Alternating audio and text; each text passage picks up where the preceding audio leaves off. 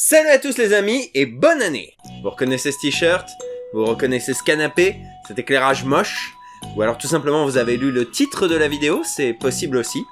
En tout cas, c'est l'heure, comme chaque année, du bilan cinéma de cette année. Ça fait 2 fois année.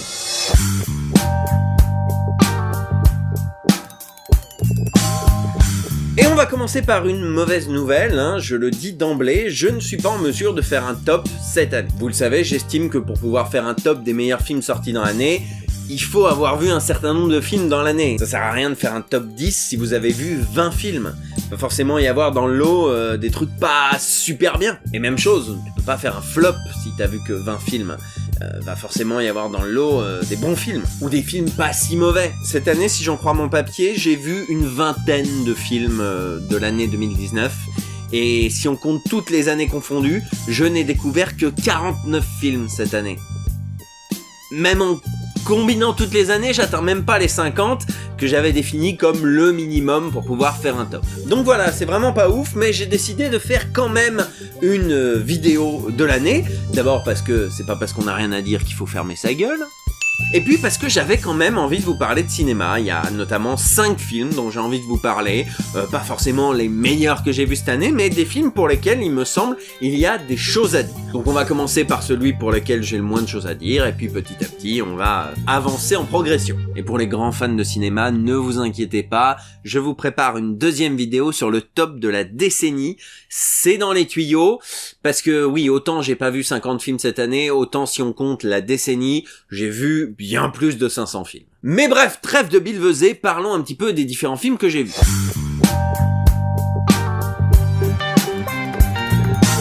Alors avant de commencer, je ne compte pas vous parler de tous les excellents films que j'ai vus cette année et qui sont déjà dans tous les autres tops de tous les autres vidéastes cinéma et qui en parleront sans doute bien mieux que moi. Donc je ne parlerai pas ni de Parasite, ni de Once Upon a Time in Hollywood, ni de Midsommar, ni de Glass, ni Portrait de la jeune fille en feu, qui sont des films que j'ai adorés, que je trouve géniaux, mais clairement vous trouverez sur YouTube des gens qui en parlent bien mieux que moi. Et je ne parlerai pas non plus de Promare, mais ça c'est parce que j'ai un autre projet sur le feu.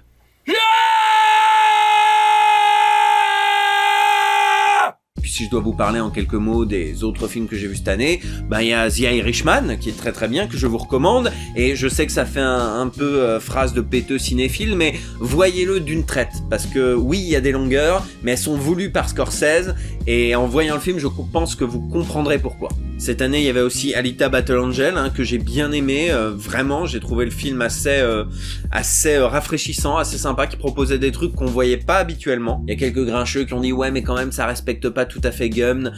Je suis désolé, je n'ai ni lu ni vu Gumn, donc moi, ça m'a pleinement satisfait. Et puis pour terminer, un mot sur Nicky Larson, je suis allé le voir en traînant les pieds parce que j'aime pas les films de Philippe Lachaud, et étonnamment, j'ai passé un bon moment. C'est assez respectueux à la fois de City Hunter et de Nicky Larson, j'entends par là l'adaptation française.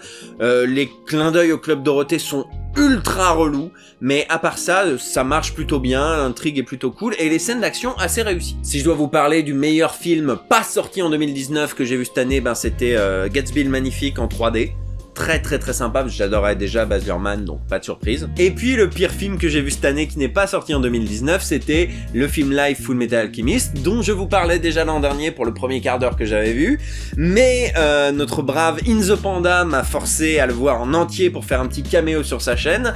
Je vous encourage d'ailleurs à aller le voir, je me suis bien amusé à l'écrire, à le tourner et à le monter. Bon, j'abrège parce qu'on en est qu'à la moitié du film et j'ai déjà envie de m'ouvrir les veines. Alors Edward va enquêter sur des trucs secrets défense et Winry, putain, pourquoi t'es encore là? Après t'as Edward et Alphonse qui se disputent, sauf qu'à aucun moment dans le film on les a vus avoir une relation fraternelle du coup. Mais tout le monde s'en bat les couilles mon pote. Voilà, tout ça c'est dit, maintenant rentrons dans le vif du sujet et parlons des 5 films dont j'ai envie de vous parler cette année.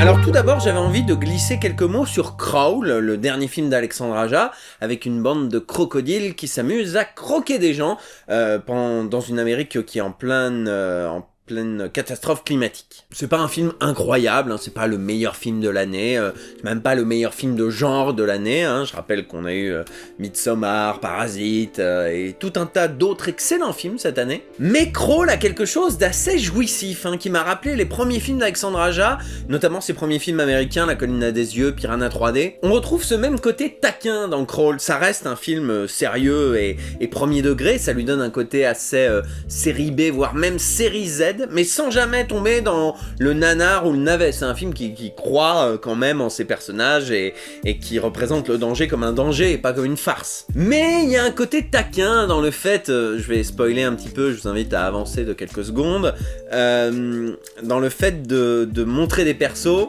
en mode tiens regarde ce perso il va rejoindre le groupe, ah non il s'est fait croquer, ce personnage là il va s'en sortir et puis il va dire ah bah non il s'est fait croquer, ah lui on l'a vu au début, bon bah du coup il va s'en douter, ah bah non il s'est fait croquer, et j'ai trouvé ça assez fandard en fait. Et d'ailleurs j'ai eu la chance de le découvrir dans de bonnes conditions, c'est-à-dire au cinéma, mais dans une salle au public assez respectueux. Évidemment ça tressautait quand il fallait tressauter, ça maintenait sa respiration dans les moments angoissants, mais ça se bafferait pas de popcorn en disant ah t'as vu lui il va mourir.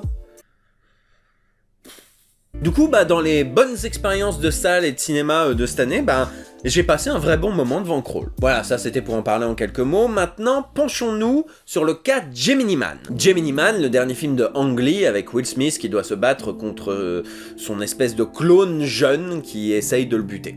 Gemini Man, ça m'embête énormément parce que j'ai vu pas mal de gens le descendre sur les réseaux sociaux, critiquant notamment son scénario daté. On reviendra un petit peu sur qu'est-ce que ça veut dire, mais également sur ses effets spéciaux soi-disant ratés. Et c'est pas si simple que ça. Vraiment une phrase de gros connard. C'est pas si simple que ça. C'est pas si simple que ça parce que Gemini Man ou Gemini Man, comme vous voulez, on s'en bat les couilles, il a été conçu dans un format bien particulier. Il a été conçu en 120 fps, 120 images par seconde, c'est-à-dire 5 fois plus que le débit habituel au cinéma, et en 3D.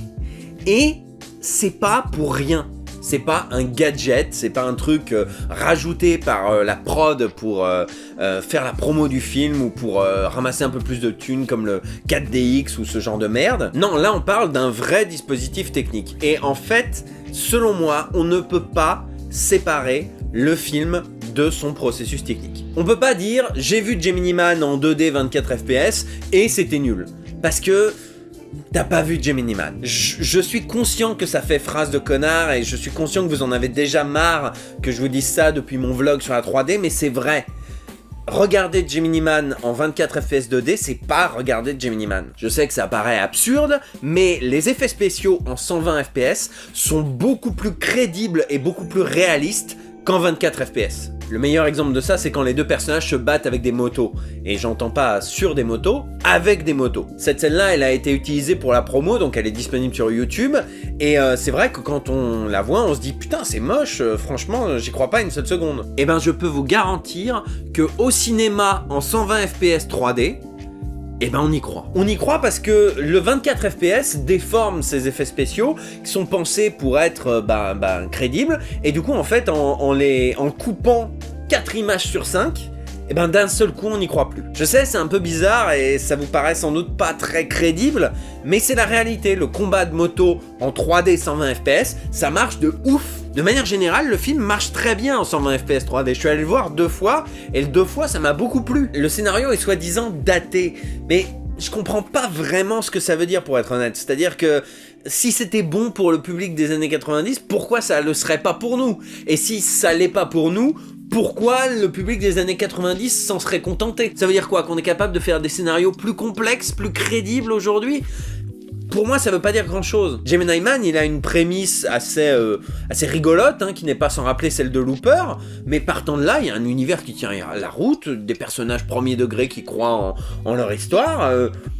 Voilà, je vois pas en quoi ce scénario serait daté. Il y a des tweets qui sont un peu bâtard, on va dire, mais comme dans tous les films, quoi. Moi, les twists bâtards, ils me choquent beaucoup plus dans des scénarios qui se vendent complexes, comme Interstellar, hein, au pif, que dans des trucs aux prémices simples, comme Gemini Man. Non, et puis il y a un truc dans ce que propose Ang Lee. Moi, j'ai toujours été contre vous savez, ce système-là sur les télés récentes qui augmente artificiellement le FPS d'un film en créant des images fantômes. Ça, c'est de la merde, c'est complètement bâtard, c'est désactiver cette merde. Et de manière générale, j'ai eu beaucoup de mal avec les images de The Hobbit que j'ai pu voir en 48 FPS. J'étais en mode, on dirait une vieille télé novelas. Et ben peut-être parce que la technologie débutait, je sais pas. Mais en tout cas, il y a absolument pas cet effet télé-novella dans Gemini Man. Et quand on voit le film dans cette technologie, je me rends compte que c'était pas possible pour 95% des gens, et que pour les 5 autres pourcents, c'était très très cher la place. Je crois qu'on était autour de 20 balles, hein.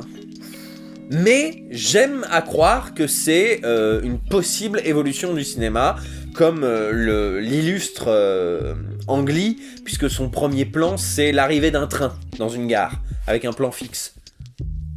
Si ça rappelle pas l'arrivée du train en gare de la Ciotat, je sais pas ce qu'il vous faut. Hein. Donc voilà, Gemini Man, c'est bien beau de dire oh là là, c'est un film paresseux aux effets spéciaux nuls quand on l'a vu en 2D 24 FPS. Mais je peux vous garantir que quand vous avez vraiment vu Gemini Man, au prix de voyage et d'argent gâché, tout de suite, c'est un autre film. C'est une autre dimension et bah c'est plus sympa. Dans les trucs dont je voulais vous parler aujourd'hui, il y avait aussi Détective Pikachu. Et oui, pourtant c'est clairement pas le meilleur film de l'année, c'est clairement pas le moins bon, mais j'avais envie de vous parler de certaines choses à propos de Détective Pikachu. Je vais pas vous mentir, j'en attendais pas grand chose de ce film, hein. J'y suis allé à reculons en me disant putain ça va être Deadpool dans l'univers de Pokémon, à cause de Ryan Johnson qui double Pikachu, hein, et du caractère un petit peu particulier du Pikachu de Détective Pikachu. Bon alors on va être honnête, hein, il y a un petit peu de ça. Dans le caractère de Pikachu, il y a un petit peu de Deadpool et c'est vrai que de temps en temps c'est un peu pénible. Mais à part ça, j'ai passé un plutôt bon moment. Et je pense que c'est essentiellement dû à un truc. Et comme vous le voyez, ça revient, hein, après Crawl, après Gemini Man, c'est un truc qui revient, mais c'est quelque chose qui pour moi est important dans ma vision du cinéma.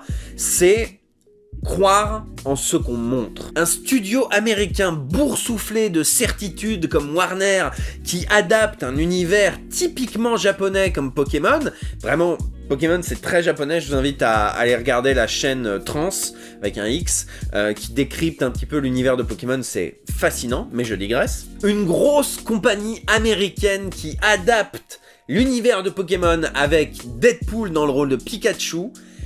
Moi j'avais très très peur d'un film cynique comme on produit à la chaîne Disney ces derniers temps, et on va y revenir. J'avais très peur d'un film qui se moque des Pokémon, qui soit pour les cadras qui jouent à Pokémon depuis Pokémon Go, et qui sont en mode oh c'est mignon les Pokémon, mais bon hein, ça j'irait de grandir hein, et insérer ici le dessin nul qui a circulé sur tous les Facebook des boomers.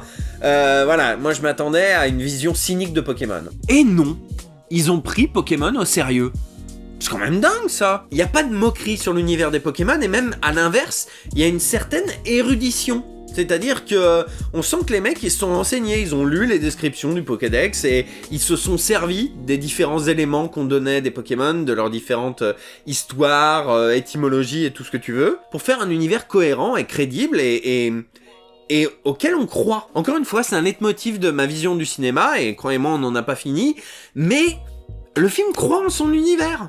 Les personnages croient en leur univers. C'est un film totalement premier degré, et à jamais de moquerie en mode on sait que, bon, les Pokémon, hein, ah, si j'étais dans un film, j'y croirais pas, bliblablou. Non, y a pas ça. Et ça se ressent jusque dans le générique de fin, et là, ça a été mon petit moment coup de cœur, c'est quand t'as le générique de Pokémon qui résonne dans une immense salle de cinéma, avec des beaux artworks d'un mec qui imite le style de Ken Sugimori. Il y a un côté sérieux, oui, je sais, c'est débile quand on parle de Détective Pikachu de dire sérieux. D'ailleurs, il y a beaucoup de gens qui ont dit ouais, c'est un film pas prise de tête, et c'est vrai que en soi, c'est un divertissement populaire, ça va pas non plus chercher très loin en termes de thématique et de seconde lecture.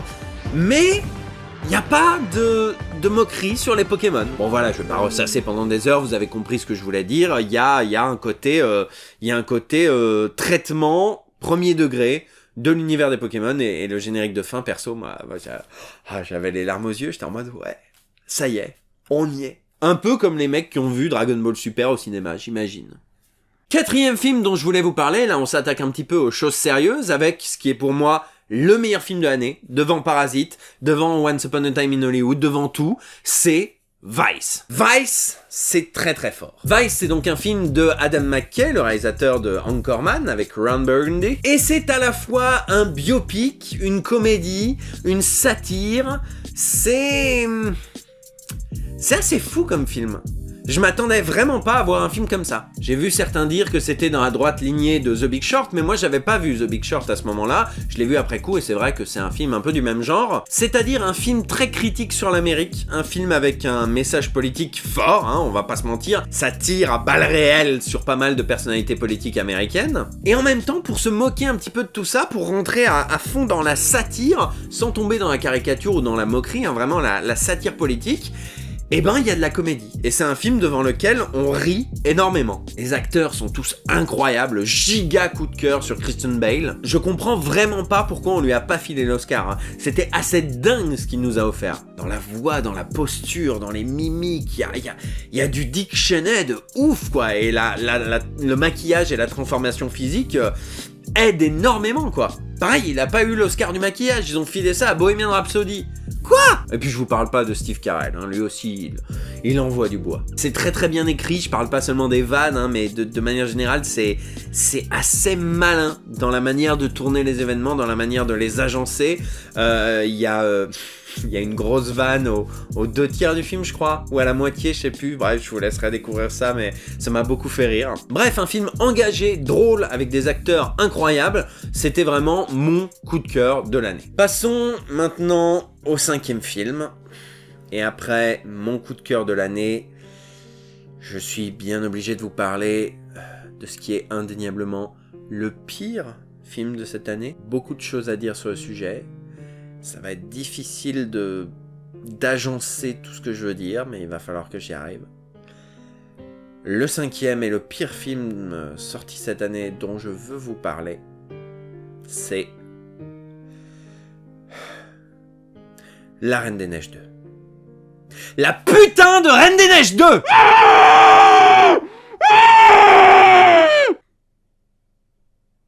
Je suis dégoûté. Je suis dégoûté. Pour remettre un petit peu les choses dans leur contexte, je me dois de préciser que La Reine des Neiges 2 était le film que j'attendais le plus de l'année. Devant le Tarantino, devant Parasite, devant tout ce qui a pu sortir cette année, clairement, ma grosse attente de l'année, c'était La Reine des Neiges 2. Et pourtant, c'est très très rare que je sois hypé par un trailer. Hein. Il faut qu'il envoie du bois, qu'il mise pas tout sur sa musique, et qu'il dévoile pas non plus toutes les cartes qu'il a en main. Et les bandes annonces de La Reine des Neiges 2... mais c'était dingue! Ça nous montrait une suite plus sombre, mature, des scènes épiques. Je veux dire, la scène qu'on voit dans le trailer où Elsa essaye de traverser la mer, elle est dingue cette scène. Et c'est pas du tout le film! C'est pas du tout le film!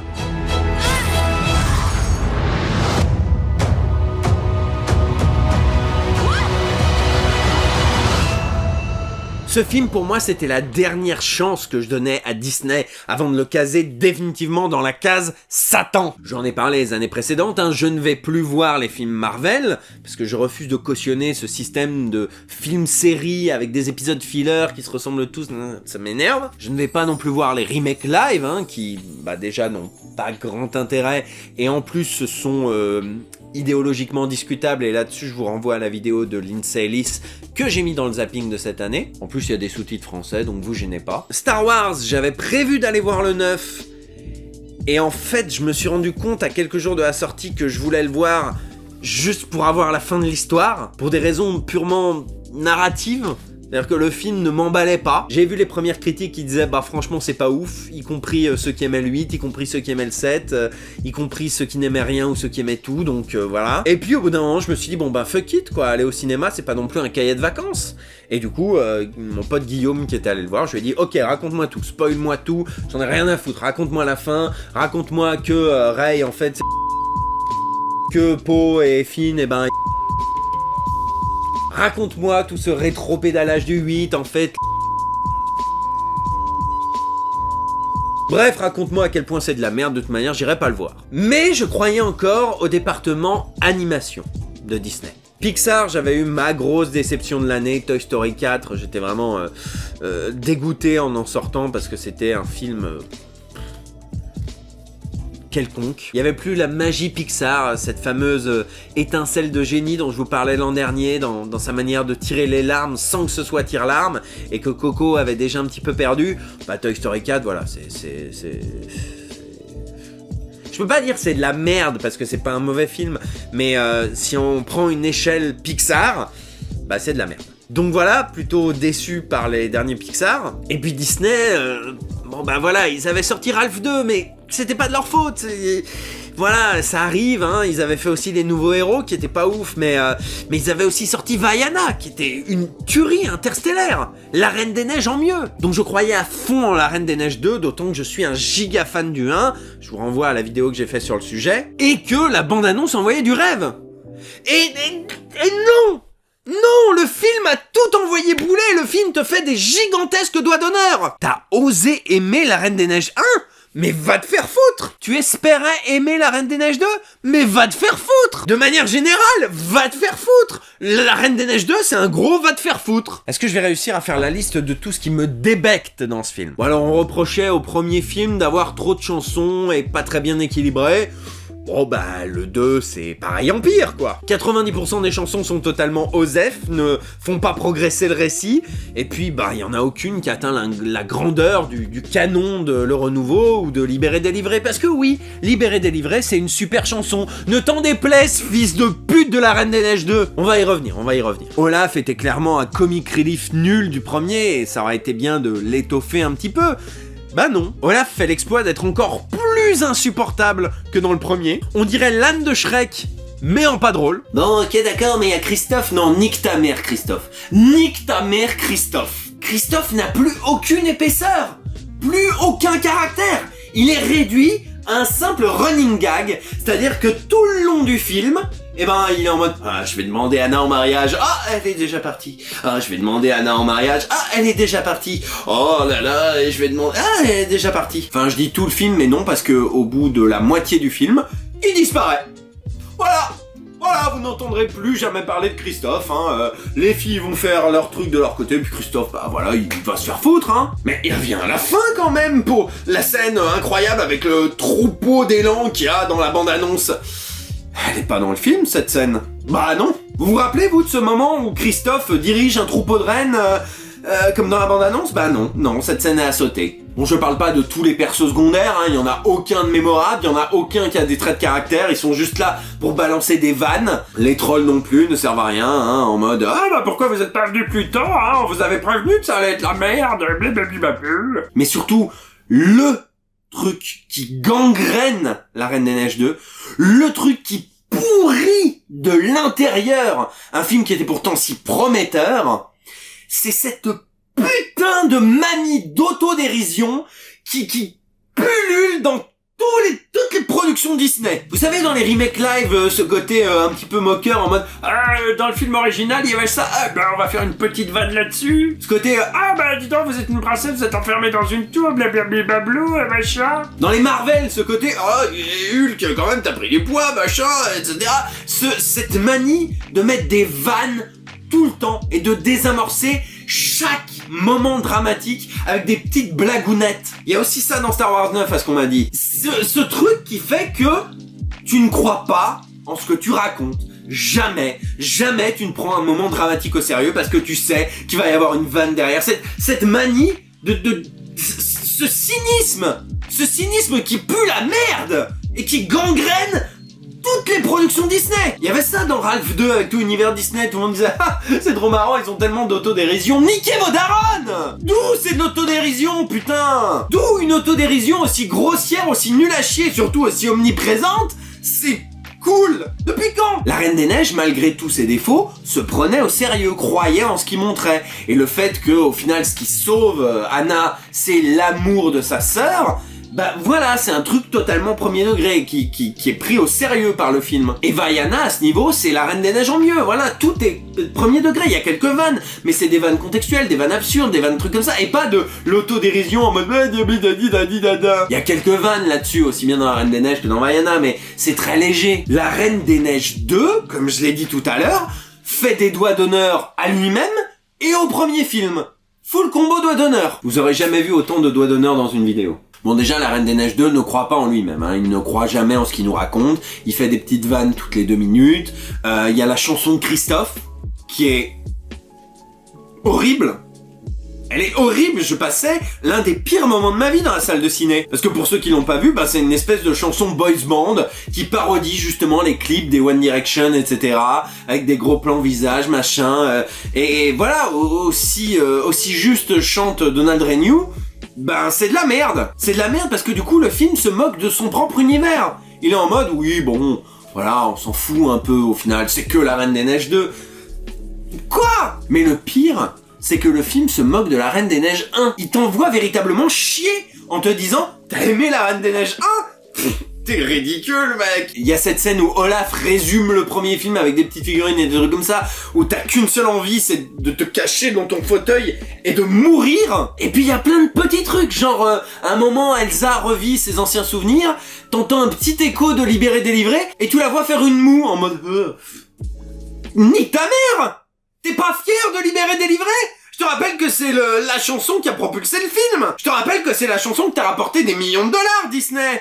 Pourquoi tu te moques d'un truc que les gens ont aimé? Pourquoi tu ne crois pas à ce point en ce que tu racontes? Disney, dans mes souvenirs, c'est le studio qui te raconte de belles histoires, des contes, des fables, des fresques épiques aussi parfois, des tragédies shakespeariennes, et qui croit, qui te fait 2-3 vannes de ci de là, mais qui croit en ce qu'il te raconte. Même quand le film est pas ouf, du style dinosaure. Même quand le film est une comédie comme Cusco. Même quand le film est une merde comme Le Retour de Jafar. Là, Disney a sombré dans le cynisme le plus dingue. Et la bande-annonce là du dernier film où Ryan Reynolds fait encore Deadpool pour la 30e fois, où au début c'est marqué par le studio qui vous a proposé La Belle et la Bête, Le Roi Lion, Aladdin 2 fois. Ah là, c'est tellement marrant, Disney a tellement d'autodérision. Disney se moque du spectateur au point de sombrer dans le cynisme le plus veule et le plus vil. Disney assume totalement d'être le pire studio du monde. Donc voilà, La Reine des Neiges 2 m'a fait énormément de peine. Il m'a plongé dans le désarroi total. Bah voilà. Je ne crois plus en Disney. J'ai tiré un trait sur les Star Wars, j'ai tiré un trait sur les Marvel, j'ai tiré un trait sur les remakes live, pour peu que je l'ai un jour écrit. Je laisse encore une petite chance à Pixar avec Souls. On verra. Mais Disney Animation Studio, qui était encore le dernier truc auquel je croyais un chouïa, bah, c'est mort, j'irai plus. Je me ferai plus avoir. La Reine des Neiges 2 a été un horrible plot twist. Et vraiment, c'était assez marrant, entre guillemets, la séance de cinéma, parce que quand le générique a commencé, tous mes voisins de siège, parce que ils me connaissaient un petit peu, ils se retournaient vers moi et moi j'étais en mode c'est de la merde. Et encore une fois, j'attendais le film, j'attendais tellement de films. Et voilà, et tomber sur ça, tomber sur ce truc boursouflé, cynique. Pourtant, les quelques scènes sérieuses marchent bien, hein. La scène qu'on voit dans la bande-annonce, les scènes un petit peu, voilà, premier degré, les quelques... Et puis, visuellement aussi, c'est superbe. Il y a de très très beaux décors. Le rendu de la neige, de la glace, des vêtements est absolument dingue. Et puis voilà, le dernier acte rattrape un petit peu le coup. Et encore, parce que vous voyez, je vous disais, dérision, rien n'est pris au sérieux, etc. Olaf meurt et t'y crois pas une seule seconde. T'es en mode oui, bon bah il va revenir, voilà, on le sait, c'est Olaf. Du coup bah voilà, t'as désamorcé toute situation dramatique et tu t'en bats les couilles. Mais voilà, ça c'était le petit truc qui m'avait donné envie de voir le film.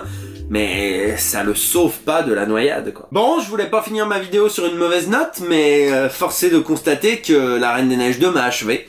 Donc bah merci d'avoir regardé cette vidéo.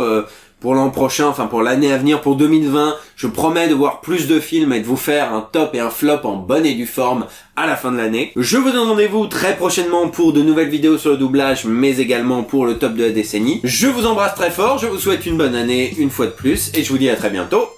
Ciao!